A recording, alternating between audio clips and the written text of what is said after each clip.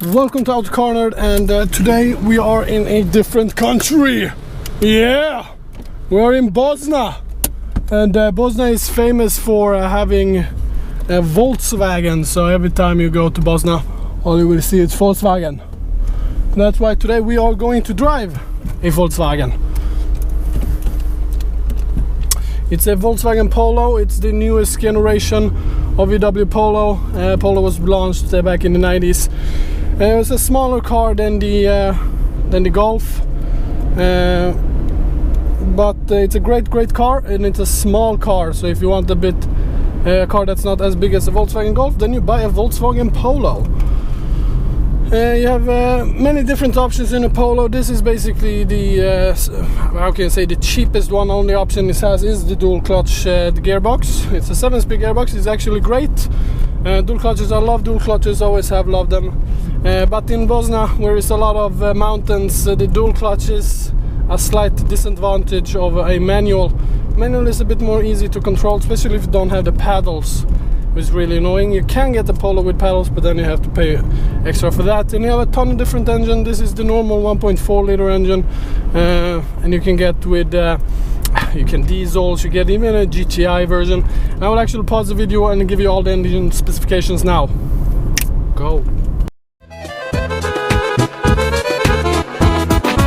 Evo živim u New Yorku gradu, živim, radim, a I samo radim. Kuća, posao, posao, kuća, kuća, posao, posao, kuća, eto šta znam. And we are back, so now you know all the engine specifications. How is the car to drive? It's actually a fun car to drive, even with an automatic gearbox. It's a dual clutch, you can put it in sport, and it makes gearbox hold its gear a bit longer. You can even put it in manual if you want to. Just push it like that. It is very, it's a dual clutch. I mean, it's fast to react. It holds the gearbox quite long. It's not a delay between shifts as well. Here in Bosnia, no one has ever seen a GoPro on its head before, so it will be fun to see people's reaction. The manual is actually also good, lacks a bit of feel. Same thing with this, it does lack a bit of feel. It's all newest cars do, but this, it sort of lacks feel, but it's still a fun car to drive. Especially if you get the more engine powerful ones, then you have a win-win situation.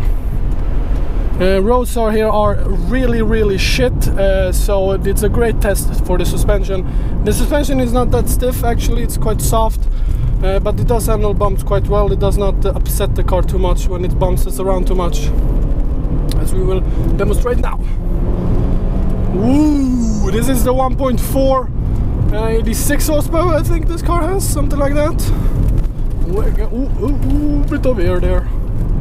Bosna has great driving roads. I mean, if you like driving, then this is the place for you.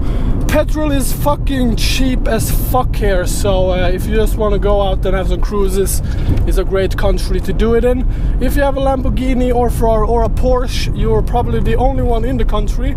I think I've seen one Porsche since I was here, like a 911 or a Boxster or something like that. I've seen, I think, one Ferrari my entire life in this country, so it's very rare, because the roads are really shit here, so it's hard to drive those kind of cars here. Ooh, we are winding it out. The chassis, like I said, is very good. I don't know how to disable. This is a rental car, so it doesn't allow you to disable the traction control. You gotta do it driving the wrong side of the road. You don't give a fuck. Ooh, will you feel that power of the 1.4 liter? I also get the TSI engines. TSI does have engine problems, but if you get with the warranty, life is good. And now the road has officially ended, which is quite common in Bosnia. You're driving and then the road disappears. But this car is actually a great car for this country, because it's a very small car. It does not take a lot of place, and it's easy to maneuver, it's easy to park, you fit right in. I mean, if you're driving here, you will see, I think, maybe more than 50% of all cars here are Volkswagen, so you will fit right in here.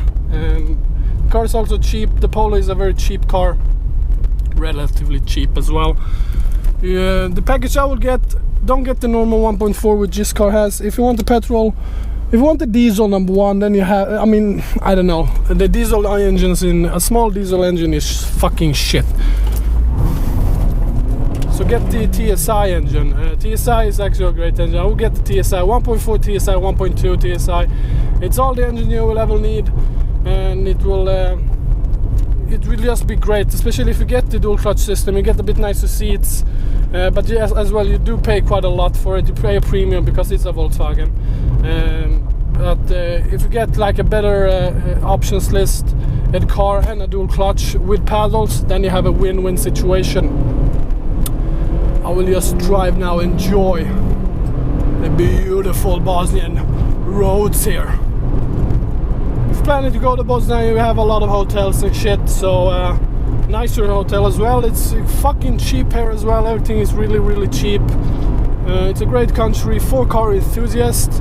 Watch out of the speed limiters sometimes. Some roads are not monitored by the police, but the main roads are, and they are assholes, and they will give you a ticket for if you drive 5 kilometers over there, and you see if you have registration numbers that it's outside the country, they will give you a fucking ticket and be really annoying.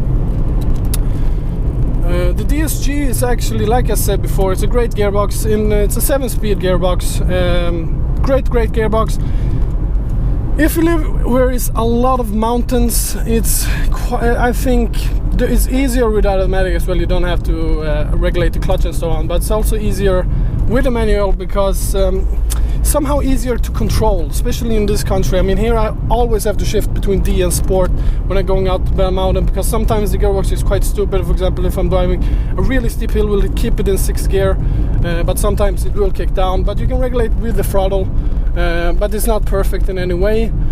And this car has done 3,700 kilometers, and it's really hard kilometers, and you can really feel it on the flywheel and the and other little bit things that you can really feel the car is wearing out. But the interior quality is great in a Polo. You don't get Bluetooth in this Bosnian spec one, but in Sweden, for example, you do get Bluetooth. But here you don't. So if you are buying one in Bosnia, get the Bluetooth system. But thank you for watching this quick Bosnia edition of Auto Car Nerd, and of course we have to drive a Volkswagen if you are in Bosnia. Thank you for watching this review, and subscribe for more content or more videos. And in the future, maybe I will come back in a Porsche in Bosnia and we'll do Porsche versus Bosnia video. But then you have to subscribe, because you don't want to miss that.